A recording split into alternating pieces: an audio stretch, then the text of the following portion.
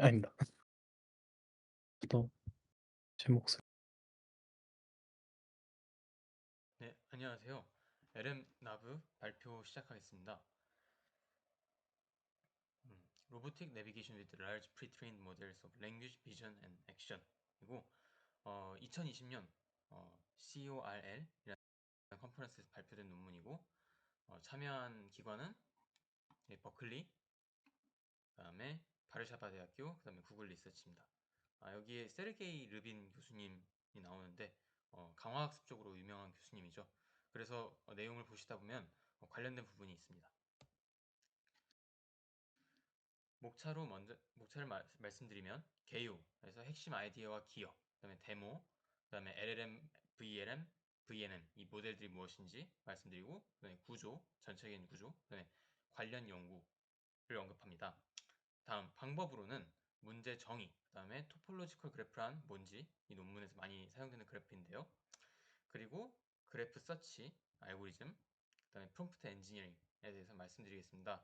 마지막으로 결과로는 실험 세팅, 그다음에 어, 정성적인 분석 내용과 정량적인 분석 내용, 그리고 마지막으로 한계 결론을 말씀드리겠습니다. 먼저 개요입니다.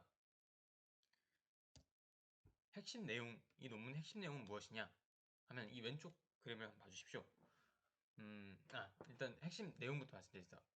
오른쪽 파란 글씨를 보시면 로봇이 사람 말을 알아듣고 경로를 잘 따라가게 하자. 근데 이때 여러 종류의 대규모 모델을 함께 사용해서 별도의 훈련 없이도 작동하도록 하자라는 게 핵심 내용입니다. 이 문제는 곧 이제 그 instruction following이라는 문제로 연구 분야로 볼 수가 있고, 즉 이제 따라가게 하는 것이죠, 로봇이.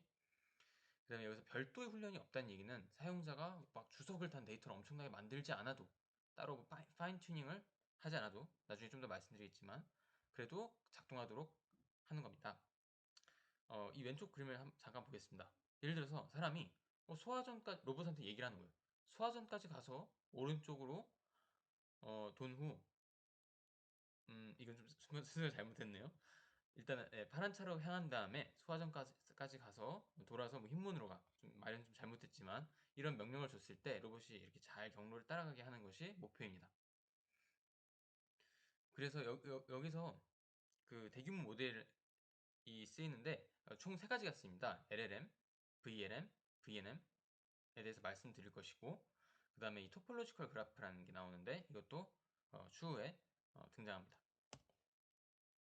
이 논문의 그럼 기여는 무엇이냐 하면은 어, 시각 언어 모델들을 고올 컨디션드 제어기, 그러니까 요구에서는 이건 LLM이고 요거는 VLM 클립 같은 그런 모델이고요. 고올 컨디션드 제어기라는 것은 VNM, 그러니까 비주얼 내비게이션 모델인데, 약간 이런 걸 얘 자체도 훈련된 모델이니까 다 결합을 해가지고 파인 튜닝이나 라벨링을 할 필요가 없이 그냥 셀프 슈퍼바이즈 방식으로 어떤 가게 하는 경로랑 그다음에 행동을 도출할 수 있는 로봇 시스템을 처음으로 선보인다는, 그러니까 쉽게 말하면 이 모델들을 다 같이 엮어서 뭔가 사람의 말을 알아듣고 자기가 알아서 찾아갈 수 있게 하는 그런 모델을 선보인다는 거예요. 그리고 두 번째로는 수백 미터의 복잡한 새로운 교외 환경에서, 그러니까 기존에 트레이닝 받지 않은 환경이라도 그런 교외 바깥의 야외 환경에서 자연의 명령에 따라서 로봇이 수백 미터까지 이동할 수 있다는 것을 실험을 통해서 확인했다는 게 두 번째 기회입니다. 먼저 데모 영상 Here is 보시겠습니다. LMNav navigating in a complex real-world environment. The language model parses the instruction into landmarks, such as the 이쪽에 stop sign, 그 which is later used by the search algorithm to find a path in the topological graph. 이쪽에 사람이 명령한 게 나온 게 있죠. 그러면은 이제 스탑 사인에서 아까 멈췄었고 이 뷰는 안 보입니다. 로봇이 보는 건 이거고, 그 다음에 이제 패싱 바이 화이트 카, 방금 화이트 카가 LMNav is 지나가고, able to successfully 그 다음에 그레이스 visit all the 빌딩이 landmarks commanded by the 마지막으로 instruction. 삭제되는 거죠. 자, 그럼 배경 설명을 드리겠습니다. 이제 드디어 LLM, VLM, VNM이 무엇인가 다시 한번 정리를 해보면, LLM은 Large Language Model, 그러니까 챗GPT죠. 가장 대표적인 모델이. 자연어를 이해하고 이 언어를 또 사용하는 모델이죠. 그래서 이 논문에서는 문자 명령이 이런 식으로 들어왔을 때 요거를 랜드마크 시퀀스로 변환해주는 역할을 합니다. 예를 들어서 스탑 사인에서 오른쪽으로 돌아서 하얀 차를 지난 다음에 유리 건물을 찾아라 라는 방금 데모에서 나온 그 명령이죠. 이 명령을 LLM에 집어넣었을 때 스탑 사인 먼저 가고 그 다음에 화이트 카 지나고 글라스 빌딩 이렇게 랜드마크의 시퀀스로 변환을 해준다는 겁니다. 그 VLM은 비전 랭귀지 모델인데 저희가 이미지 언어 관계성을 합습하는 파운데이션 모델이고 이 논문에서는 랜드마크 설명하고 이미지를 연관짓는 역할을 합니다. 그래서 저희가 이번 스터디하면서 굉장히 많이 봤죠. 클립을 사용을 하는데 대략적으로 뭐 정확한 작동 방식은 아니지만 이렇게 차량의 이미지가 주어져 있고 화이트카라는 걸 있을 때 확률이 얘는 되게 유사하다 뭐 이런 것들을 도출해낼 수가 있는 모델입니다. 그리고 VNM은 비주얼 내비게이션 모델인데 이게 가장 생소했는데요. 아무튼 이미지가 주어졌을 때 목적지로 가는 방법을 학습하는 모델이라고 보시면 됩니다. 특히 이 논문에서는 두 이미지를 이렇게 입력받아요. 예를 들어서 이런 스탑 사인이랑 하얀색 차 이미지를 입력받으면 이 VNM은 이 토폴로지컬 그래프 상에서 이 스탑 사인에서 그러니까 요 이미지에서 다음 이미지 그리고 이 이미지가 토폴로지컬 그래프 상에서는 각각의 노드를 의미를 하거든요. 그래서 그 스탑 노드에서 그러니까 이 이미지에서 다음 하얀 차 노드 이미지까지 거리가 얼마나 되지? 그 다음에 어떤 행동을 해야지 일로 갈 수 있지를 도출해내는 일종의 학습된 모델입니다. 그러면 다음으로 넘어가서 조금 더 설명을 드리겠습니다. VNM 아까 말씀드렸던 거고 특히 이 논문에서는 VING, 빙이라는 그 같은 연구자들이 기존에 연구했던 그 모델을 씁니다. 그러니까 여기서 제가 이 이미지를 가져온 이유는 이 토폴로지컬 그래프라는 거에 대한 개념을 조금 더 말씀드리기 위해서인데 보시면 알겠지만 아까도 말씀드렸듯이 이런 이미지가 각각의 그 토폴로지컬 그래프의 노드를 차지하게 됩니다. 그리고 그 노드 사이를 어떤 그 디스턴스, 그다음에 행동 그런 것들이 연관이 되고 있는 것이죠. 아무튼 어떤 그 일종의 지도다 이렇게 생각하시면 될 것 같습니다. 일단 다른 건 다 제쳐두더라도 가장 중요한 게 무엇이냐 하면 이 LLM, VLM, VNM은 주로 셀프 슈퍼바이즈 러닝이라는 겁니다. 그래서 사용자가 주석단 데이터나 파인 튜닝이 필요 없다는 것이고 그렇기 때문에 이 논문이 기여하는 바가 이런 셀프 슈퍼바이즈 러닝 모델, 대규모 모델들을 혼합해서 굳이 데이터를 준비하거나 파인 튜닝 하지 않아도 로봇이 찾아갈 수 있게 했다는 기여가 되는 겁니다. 자, 이거는 아까 말씀드린 모델을 조금 더 그냥 쉽게 설명을 해놓은 건데요. 이제 여기서는 클립 같은 거는 이미지 받고 텍스트 받아서 이제 그 관계성을 도출해내는 거고, 그다음에 아까 비주얼 내비게이션 모델 같은 경우에는 어떤 사진 두 장을 받아가지고 디스턴스와 액션을 출력해내는 그런 모델인 거죠. 자, 그럼 크게 구조 한번 보시겠습니다. 그냥 여태까지 말씀드린 것 같습니다. 그러니까 사용자 명령을 받아서 그걸 VLM으로 분석을 하고 그래서 이제 이미지하고 이 랜드마크 사이 관계를 찾고 그다음에 그 VNM에 넣어가지고 디스턴스와 행동을 받아서 이렇게 따라가면서 이동을 할 수 있게 한다는 겁니다. 자, 그럼 관련 연구가 어땠느냐? 그러면 비전 앤 랭귀지 내비게이션 분야의 연구라고 볼 수 있는데요. 그 전까지는 대량의 시뮬레이티드 트래젝토리스 데이터셋을 학습시키는 방법을 썼다고 합니다. 그러니까 되게 많은 횟수를 돌려서 훈련을 시켜줘야 되고 주석도 다 달아줘야 되고 그다음에 심 투 리얼 트랜스퍼까지 해줘야 되죠. 그리고 이러려면은 사실적인 시뮬레이터도 만들어줘야 되는 거죠. 뭐 이런 것 같이 매니플레이터 같은 시뮬레이터가 필요하고 이거 엄청나게 훈련을 시켜줘야 된다는 얘기입니다. 또 그리고 두 번째로는 대규모 파운데이션 모델을 사용하더라도 파인 튜닝이 필요하다는 건데 예, 정확하게 제가 이해를 할 수는 없겠지만 말씀을 드리면은 예를 들어서 제가 이해한 바로는 이렇습니다. 그러니까 이런 클립 같은 걸 써서 이미지와 문자를 서로 연관을 지을 수가 있다고 해도 실제로 로봇이 행동을 하고 있는 것이 있지 않을까요? 그러면 그 행동을 요 클립에서 나온 임베딩 벡터에다가 같이 섞어가지고 파인 튜닝을 해줘야지 실제 로봇이 움직이는 행동과 그 클립의 임베딩이 다시 그라운드가 된다는 겁니다. 그러니까 이 행동까지 그라운드를 시켜주려면 이 클립 임베딩을 찾아도 다시 파인 튜닝이 필요하다는 의미죠. 아무튼 결국에는 우리가 이런 시뮬레이터로 훈련을 많이 안 시켜도 되고 데이터도 안 만들어줘도 되고 그 다음에 파인 튜닝도 필요 없는 셀프 슈퍼바이즈 러닝을 쓰는 게 가장 편리하다, 사용자 입장에서. 그런 게 결론입니다. 그리고 이 연구는 그런 방향으로 나아갔다는 것이죠. 두 번째, 방법을 보겠습니다. 다시 이제 이 LM 나브의 큰 얼개를 보시면은 아까랑 말씀드린 거 크게 다르지 않습니다.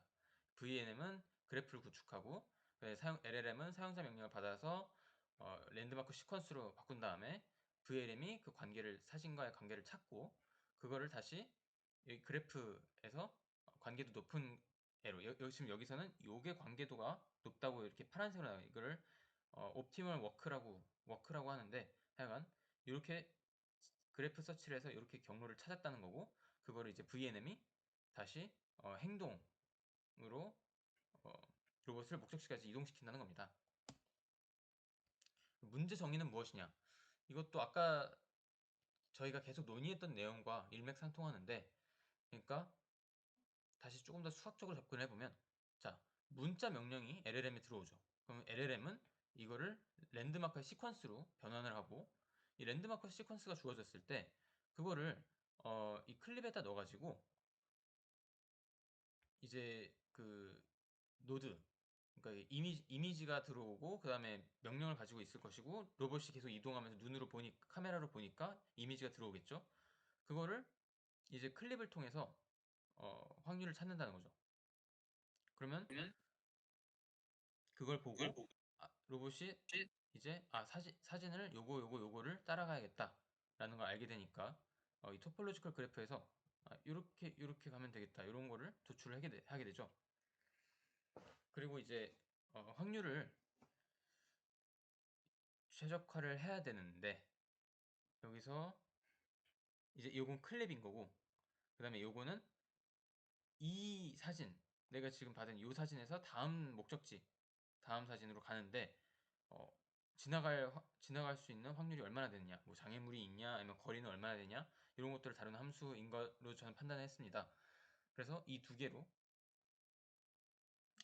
확률을 최적화를 하게 되고 네, 요게 지금 요건인데 이 사진에서 다음 사진 그러니까 지금 내가 있는 곳에서 다음 목적지로 가는데 음, 이 사진을 VNM에 넣으면 그 디스턴스가 나왔다 그랬잖아요. 디스턴스와 액션. 그 중에서 디스턴스는 다음으로 가는데 몇 개의 타임 스텝이 필요하냐를 나타내는 그 D라는 거를 도출을 해내고요. 요거를 이런 식으로 표현을 할 수가 있습니다. 강화학습에서 많이 보이는 그런 디스카운티드 마코비안 모델로 이렇게 표현이 되는데 제가 수학적인 거는 조금 완벽하게 이해는 하지 못했습니다. 아무튼 요 두 번째 요게 결국에는 이런 식으로 표현이 될 수 있어요. 그러니까 결국에는 이미지 두 장이 주어졌을 때 그 이동해야 되는 타임 스텝이 얼마나 되냐 그 디스턴스로 나타나는 표현이 된다는 거죠. 그리고 그래서 총 이제 플래닝을 하기 위한 그 확률은 이 확률이 여기 2번 그러니까 이 이미지에서 다음 이미지로 갈 수 있는 그 확률하고 클립의 확률 그러니까 사용자가 명령한 대로 가고 있는 게 맞냐 라는 이 두 가지 항을 최적화를 시켜서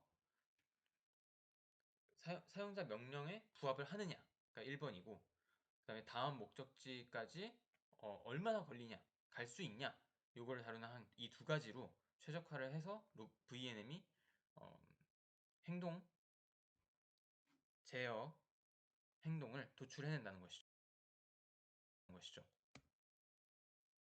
자, 그 토폴로지컬 그래프에서 다시 한번 말씀드리면 이제 그 노드들이 다 이미지라고 말씀드렸죠. 그리고 그 노드들 사이에 엣지가 있는데 그 엣지 역할을 그 아까 말씀드렸던 디스턴스가 적용이 된다고 보시면 됩니다. 그래서 이 연결을 판별하는 조건이 사실은 여러 가지가 있더라고요. 그래서 이 VNM 자체가 학습이 돼 있으니까 런드 디스턴스 추정 그런 게 있고, 그러니까 이미지를 받아서 봤을 때 여기서 조사진 이런 느낌이면은 이만큼 시간이 걸리겠다, 이만큼 타임스테이 걸리겠다라는 거를 학습을 해놓은 거죠. 갈 수 있겠다 없겠다 이런 거. 그 다음에 이번에 템포럴 프록시미티, 그러니까 GPS 데이터를 이제 아니다, 여기서는 이제 요 사진에서 다음 사진까지 그 시간을 측정을 해요. 그래서 얼마나 시간적으로 가깝냐를 또 평가를 해서 여기에 반영이 되고, 마지막으로는 GPS 추정값이 들어오거든요. 그 GPS 그 거리, 여기는 시간적인 가까움, 그 다음에 이건 거리적인 가까움으로 이 노드 사이에 그런 거리를 엣지로 표현을 하게 되는 거죠. 그런 다음에 이제 이 토폴로지컬 그래프 우리가 만들었으면은 이제 그래프 서치를 통해서 최적의 경로를 도출을 해냅니다. 그래서 이게 아까 말씀드렸던 그 플래닝, 그 최적화식이고, 요거를 제 생각에는 이렇게 표현이 된다고 하고, 이거를 요게 그 제 생각엔 그 슬램에서 뭐 MLE 최적화 같은 약간 그런 느낌인 것 같아요. 근데 요게 즉 이 식으로 이렇게 표현을 할 수가 있고, 여기다가 그 최적화 기법 중에 하나인 그 동적 프로그래밍, 다이나믹 프로그래밍을 적용을 해가지고 이런 함수를 정의를 하고 요걸 이제 최적화하는 방향으로 이제 그래프 서치가 이루어지게 됩니다. 그리고 이 알고리즘을 하여간 적용을 해보면은 이 그래프 서치 알고리즘은 디익스트라 알고리즘과 좀 비슷하다고 합니다. 그리고 요게 조금 흥미로운데, 그 프롬프트 엔지니어링을 여기서 이 연구에서 어떻게 했나 보니까 먼저 3개의 올바른 레트마크 추출 예시를 그 GPT한테 먼저 줬다고 합니다. 그래서 이렇게 예를 들어서 3개를 주는 거죠. 학교 앞에서 좌회전하고 커피숍 지나쳐. 이럴 때는 랜드마크는 학교하고 커피숍이야. 뭐 이런 식으로 그 올바른 거를 이렇게 먼저 줬다는 거예요. 3개를 주고 그 다음에 과제를 던져줍니다. 그래서 은행 지나서 교차로에서 좌회전해. 요거를 주는 거죠. 그러면 이제 GPT가 요 위에 있는 예시를 보고 은행, 교차로 이렇게 랜드마크를 뽑아낼 수 있게끔 좀 더 잘할 수 있게끔 도와주는 거죠. 마지막으로 결과를 보겠습니다. 결과의 개요를 말씀드리면 실험을 했어요. 실외에서 했고 작은 그라운드 로봇으로 했어요. 그 다음에 LLM, VNM은 당연히 저희가 뭐 학습시키고 그런 게 아니라 그대로 가져다 쓴 거기 때문에 가중치는 모두 고정이 되어 있습니다. 그리고 해봤더니 800m 멀리 있는 목적지까지 잘 찾아가더라 라는 겁니다. 그 실험 세팅은 어떻게 했느냐, 클리어패스라는 회사의 자칼이라는 로봇을 썼다고 하고, 센서는 대략적인 로컬라이제이션을 위해서 IMU랑 그 다음에 육축 IMU랑 그 다음에 GPS를 썼다고 하고, 로컬 오도메트리를 위해서 휠 인코더를 썼다고 하네요. 그리고 이제 토폴로지컬 그래프에서 이제 자기를 찾아야 되니까 그 카메라를 썼다는 거죠. 그리고 이 시스템이 원격하고 온보드로 좀 나눠져 있는데, LLM, VLM 쿼리 같은 경우에는 원격 워크스테이션에서 미리 계산을 해가지고 경로까지 찾은 거를 로봇으로 보내는 거예요. 이제 온보드에는 VNM만 있고, 요거는 이제 그 토폴로지컬 그래프를 도출을 해내고 거기서 워크를 찾아가지고 이제 행동하는 거는 이제 온보드에서 진행이 되는 것이죠. 좀 더 실험 세팅에 대해서 말씀드리면은, 일단 매 평가 환경마다 먼저 이게 조금 저는 약간 이래도 되나 싶었는데, 아무튼 매 평가 환경마다 먼저 손으로 로봇을 직접 조종해가지고 이미지랑 GPS 데이터를 수집을 했다고 합니다.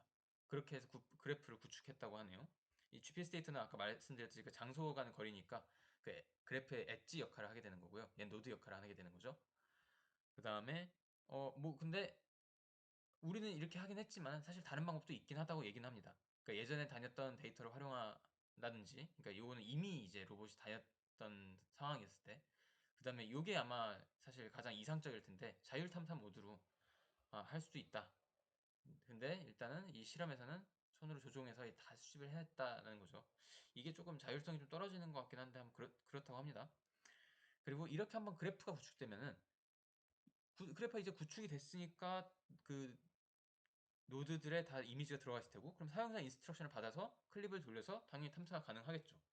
그러면 근데 여기서 인스트럭션은 이미 로봇이 카메라를 보고 알 수 있는 랜드마크로 한정을 해서 지정을 한다고 합니다. 그러니까 여기서 조금만 한계가 좀 느껴지는 것 같아요. 아무튼 이렇게 20쿼리에 대해서 시스템을 시험을 해봤고, 다양한 난이도를 가진 여러 환경, 총 거리는 6km가 넘는 그런 데이터를 그런 환경에서 실험했다고 합니다. 먼저 정성평가를 보겠습니다. 그러면은 네, 이렇게 잘 따라가는 것을 시작점부터 목적지까지 잘 따라가는 것을 보실 수가 있을 겁니다. 정석적에서 조금 더 흥미롭다고 생각되는 몇 가지가 있는데, 일단 디스앰비규에이션, 그러니까 프롬프트를 어떻게 주느냐에 따라서 얘가 알아서 저희가 우리가 기대할 수 있는 대로, 그러니까 바보같이 막 똑같은 길로 가지 않고 다른 길로 알아서 잘 찾아간다는 겁니다. 예를 들어서 여기에는 스퀘어 위드 라지 트리가 여기에는 없죠. 왼쪽에 오른쪽에는 있고, 그런 경우에는 우리가 이 파란색은 이렇게 파란 경로를 따르는데 막 이렇게 파란 경로에서 뭐 이렇게 갈 수도 있는 거잖아요, 사실. 근데 이 분홍색으로 스퀘어 위드 뭐 네, 약간 애매하긴 한데 아무튼 그 다른 문장이 주어졌을 때 알아서 다른 길을 찾아가는 걸 잘 하더라 라는 말입니다. 그 다음에 missing landmarks, 요거는 랜드마크 시퀀스 잘 파스를 해준다고 해도 랜드마크를 그래프에서 찾을 수 있는 거는 랜드마크가 진짜 환경이 있는지 VLM이 인지하는지에 따라 달려 있습니다. 근데 연구자들이 실험해 보니까 클립이 일부 객체는 잘 인지하지 못한다고 합니다. 예를 들어 소화전이 대표적인 예시였는데, 이 아래 예를 보시면은 소화전이 여기거든요 원래는. 근데 요거를 결국에는 어, 그 소폴로지컬 그래프에서 VLM이 요걸 소화전이라고 인식을 못해서 얘를 놓치고 다른 길로 가는, 그러니까 원래는 이렇게 가야 되는데 이렇게 가는 현상을 발견하실 수 있습니다. 네, 정량평가입니다. 일단 평가락에서 매트릭 설정을 했고요. 그래서 플래닝 석세스라는 거는 성공률인데, 성공의 정의가 뭐냐 그럼 사용자가 의도한 경로대로 따라갔을 때 당연하겠죠? 우리가 말로 시킨 대로 했느냐? 근데 두 번째도 있어요. 사용자가 의도한 바는 달라도 타당한 경로를 따라갔을 때. 그러니까 예를 들어서 문 1, 하얀 문 지나가 했는데 하얀 문이 한두 개가 아니잖아요. 저쪽 하얀 문을 찾아갔다고 해도 성공이라고 얘기를 한다는 거죠. 그 다음에 성공한 경로에 대해서는 이 두 가지 매트릭을 더 평가를 하는데, 하나는 efficiency, 효율성, 그 다음에 planning efficiency 이렇게 있고, 그 식은 이렇게 나타난다고 하네요. 네, 그 차이는 이제 요거는 실제로 실행된 경로가 분모에 있고, 요거는 계획된 경로가 분모에 있습니다. 워크니까 이렇게 되어 있는 거죠. 그리고 마지막으로 매트릭은 number of disengagement인데, 요거는 이제 사용자가 로봇이 뭐 충돌이나 그런 위험에 처할 수 있으니까 사용자가 얼마나 가서 로봇을 구해줘야 되는지를 평가한 지표라고 보시면 됩니다. 그래서 결과적으로 이 85%라는 이 수치가 정확하게 어디서 나왔는지는 제가 잘 모르겠는데 85% 정도는 충돌이나 구해주기 없이 지침을 잘 따랐다고 합니다. 구해주기는 대략 6.4km에 한 번 정도만 하면 된다고 하네요. 그 다음에 모든 실패는 플래닝 단계에서 일어난다고 얘기를 하는데, 이것도 정확하게 이 표시가 제대로 되는 것 같진 않아요. 그렇지만 대부분의 실패는 이 연구자들이 얘기를 하기에는 아까 말했던 그 소화전 인식하지 못하는 문제처럼 VLM이 제대로 인지를 못해서 그래프 검색 알고리즘이 제대로 돌지 못하는 상황이 실패의 주요 원인이었다고 합니다. 자, 이제 그 각각의 구성 모듈을 평가해 본 건데요. 결론으로 말씀을 드리면은 LLM 중에서는 제가 여러 모델을 실험해봤을 때 GPT-3가 최고였다 그 당시에. 그 다음에 VLM을 여러 모델을 봤을 때도 클립 VIT가 최고였다라고 얘기를 하고 있습니다. VNM은 몇 가지 실험을 해봤는데 그래프는 만들지만 학습된 모델, 그러니까 학습을 해놓지 않은 거예요. 그런 경우에는 그냥 이제 GPS 기반 저력 중에 나이브 직선 따라가기 제어기를 사용을 해봤는데 학습된 모델이 없이, 그러면 장애물 피해가는 리즈닝 능력이 떨어져가지고 뭐 이렇게 X침 부분에서 계속 충돌이 일어났다고 합니다. 그 다음에 그래프 검색 확률 함수, 아까 보여드렸던 그 P1 그 확률 2개 곱해진 거 있었잖아요. 거기서 이제 그 연결 관계를 고려하지 않도록 어떤 항을 끄고, 그 둘 중에 하나 항을 끄고 그냥 가장 높은 확률의 랜드마크를 선택하게 했다고 합니다. 그때 플래닝 에피션시가 LM 나브보다 6배 이상 떨어졌다고 하네요. 이제 이 연구의 한계를 말씀드리겠습니다. 최대 한계는 랜드마크 의존성이라고 합니다. 그러니까 동사나 어떤 다른 부차 지침을 따르지 못하는 거죠. 그러니까 저희가 예를 들어서 로드한테 뭐 어디부터 저기까지는 좀 빠르게 갔다가 하얀 문을 발견하면 오른쪽으로 뭐 45도 방향으로 꺾어가지고 뭐 이렇게 좀 자세한 지침을 못 주고 그냥 사실상은 그냥 랜드마크만 따라가게 해놨다는 겁니다. 그러니까 그게 언어를 쓰기는 하는데 랜드마크를 이제 시퀀스로 그냥 표현을 하는 게 사실 메인이다 보니까 확실히 조금 말을 진짜로 알아듣는다고 하기 약간 애매한 그런 현상이라는 거죠. 아직까지는 상황이라는 거죠. 그 다음에 자칼 로봇과 실외 환경에 특화된 모델이라는 거예요. 그러니까 뭐 드론, 아니면 실내 환경 뭐 이런 것도 아직은 뭐 실험을 해본 적이 없기 때문에 어떠한 로봇이나 환경에도 적용되는 범용 확보 모델로 확장을 해야겠다는 그런 한계가 있습니다. 네, 마지막 결론. 그래도 이 LM나브는 어떤 의미를 가지느냐 하면 여러 개의 대규모 모델, 그러니까 LLM, VLM, 그다음에 VNM 이런 대규모 파운데이션 모델들을 셀프 슈퍼바이즈 대규모 인공지능 모델을 합쳐가지고 어떤 복잡한 문제를 라벨링 데이터셋이 없어도, 파인튜닝이 없어도 복잡한 문제를 이 대규모 모델을 섞어서 해결할 수 있다는 것을 보여주는 그런 모델이라는 거죠. 그리고 이러한 인공지능 모델들이 합쳐졌을 때 어떻게 로봇 제어기하고 사람 간의 인터페이스 역할을 할 수 있는지 보여주는 프로토타입이라고 생각한다고 합니다. 네, 네, 이상 발표는 여기서 마치겠습니다. 네, 감사합니다.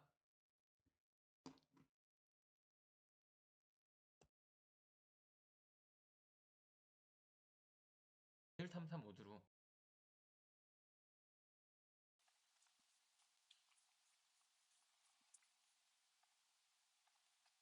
네, 원희님이 일단은 안 계시니까 뭔가 저희가 Q&A는 할 수 없어도 저희끼리 가볍게 디스커션을 조금 해볼까요?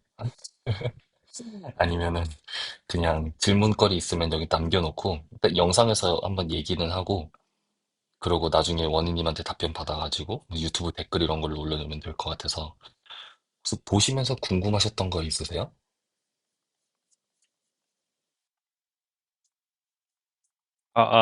들리시나요? 아, 네, 들립니다.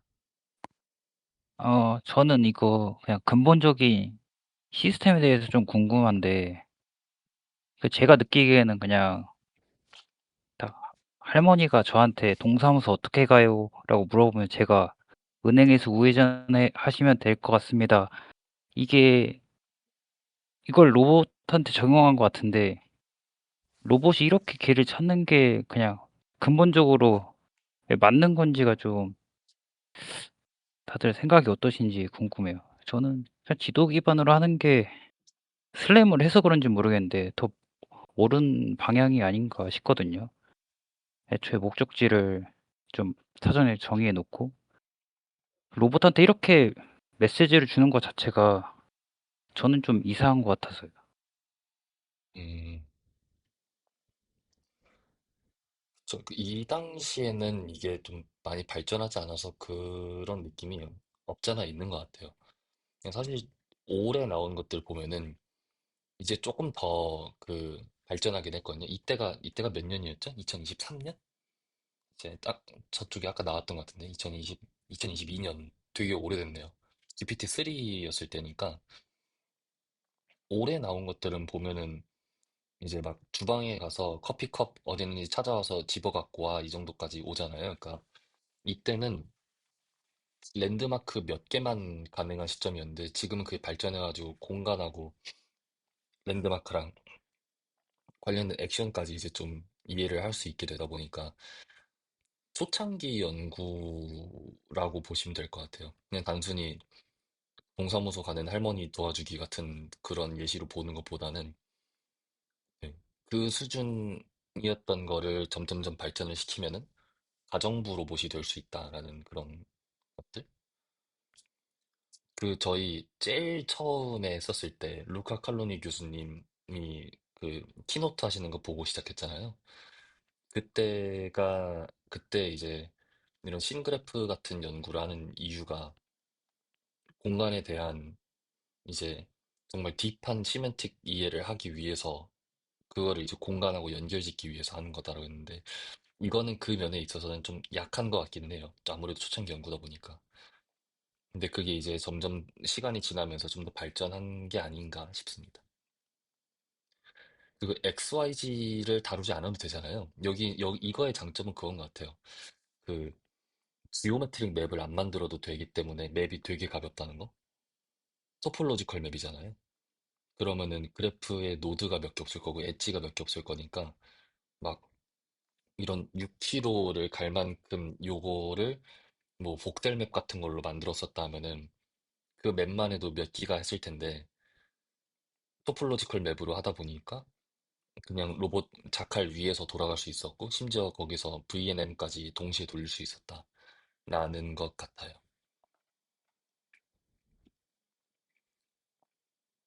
감사합니다. 저는 오히려 조금 또 제가 의문이었던 게 네, 그 LLM이 GPT-3면은 어차피 API 콜이었을 텐데 왜 그거를 원격 워크스테이션에서 돌렸을까? 뭐 얼마나 대단한 거 한다고 그런 생각을 했어요. 죄송해요. 말 끊어서 딱 두 번째 질문 있으셨었던 것 같은데요. 또 질문은 아니고 또 한계점을 생각한 게 이게 사전에 이미지를 기반으로 그래프를 토폴로지 그래프를 이제 구축한다 했는데 저자들이 근데 제가 보기엔 이거 야외에서 쓰기는 좀 그런 게 아무래도 이미지라는 게 뭐 이제 야외 강선 이런 거나 이제 날씨 뭐 시간대 이런 게 좀 영향을 많이 받다 보니까 음, 오히려 실내가 더 알맞을 것 같은데 저자들은 네, 뭐 그렇게 말을 한 것 같아서 좀 의문이긴 했어요. 그러게요. 저도 그 생각이 들긴 하네요. 뭔가 좀 큰 공간을 다녀도 된다라는 걸 보여주고 싶었나 봐요. 그만큼 큰 실내 공간이 없으니까. 그쵸. 아니면은 이미 그 자칼 로봇을 실외에서 많이 굴려가지고 먼지가 많이 꼈는데 그걸 실내로 갖고 가려고 해서 오피스에서 굴리겠다라고 하니까 이제 대학 학교 측에서 그 더러운 걸 왜 들고 오냐 해서 이제 그런 걸 수도 가능성 없진 않은 것 같아요. 음, 필드 음. 로봇 하던 분들이 이제 갖고 올 때 뭐에다 싸가지고 이렇게 해서 랩실로 들고 온다 하더라고요. 그 흙 떨어진다고. 그쵸. 바퀴 닦기 힘들죠, 또. 네. 물 청소할 수 있는 애도 아니다 보니까 사면은 세차장 가서 한번 돌리고 오면 되는데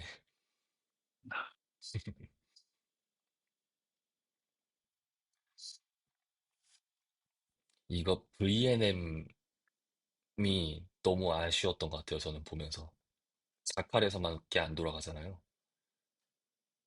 다른 로봇에서는 돌아가지 않을 거니까. VLM도 파인 튜닝 했다고 나왔었나요? 그 클립 VIT? 왠지 화각 넓어서 왠지 했을 것 같기는 한데 어디서 나왔는지는 모르겠네요. GPT-3는 그냥 그대로 썼을 거고. 저기 프롬프트 엔지니어링 저 부분도 좀 짜치긴 했어요. 그거 보면서. 근데 어쩔 수 없다. GPT-3 때는 프롬프트 엔지니어링 없으면 맨날 얘가 이상한 소리 하고 맨날 할루시네이션 해가지고 저거라도 써야 됐던 것 같은데 지금 딱 이거를 V의 LLM하고 VLM을 그냥 GPT 최신 걸로 바꾸면 성능 훨씬 잘 나올 것 같다는 생각이 또 들기도 해요. 요즘 이제 GPT-4에서 비전 기능도 생겼으니까.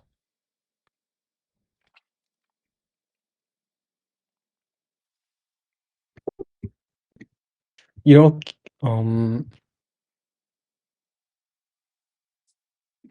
전에 대성님이 말씀해주신 거 비슷하게 만약에 이 노드 중에 하나의 상태가 바뀌었을 때 다른 곳으로 우회할 수 있는 방법이 없습니다.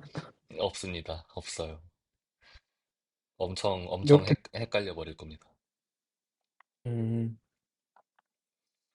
여기서 이제 위치 추정을 어떻게 하냐를 깊게 설명하진 않은 것 같은데, GPS랑 IMU 썼다고 하는 거 보니까 그냥 EKF로 간단히 엮어서 움직임 정도만 한 것 같은데, 그런 거 있을 거예요. 예를 들어서, 어, 건물 앞에다가 하얀 차를 주차를 해놓고, 옆에 있는 건물 앞에다 빨간 차를 주차를 해놨는데, 내가 딴 데 갔다 오는 동안에 이 두 개의 위치가 바뀌어 버리면은, 빨간 차를 보면은 원래 여기 있었던 건데, 여기 왔는데, 내가 이걸 보는 순간, 나는 위에 건물 옆에 있구나라고 착각할 가능성이 많거든요.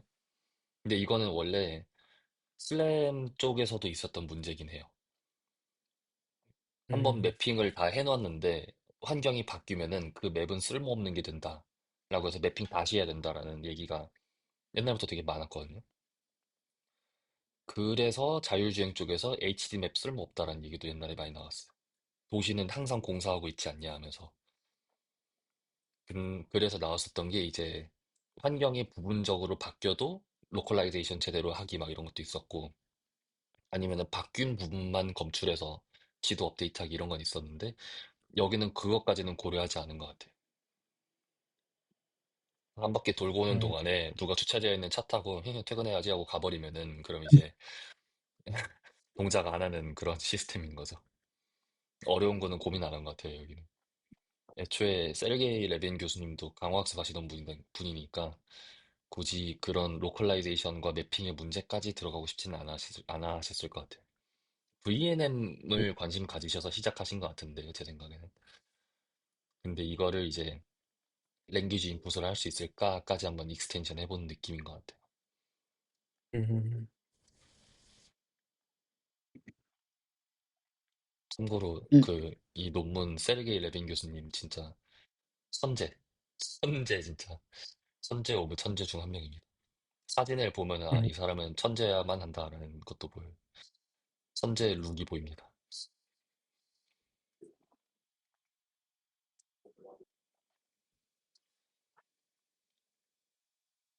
네, 저희 더 뭔가 디스커션 없으면은 이제 다인님 발표로 넘어가 볼까요?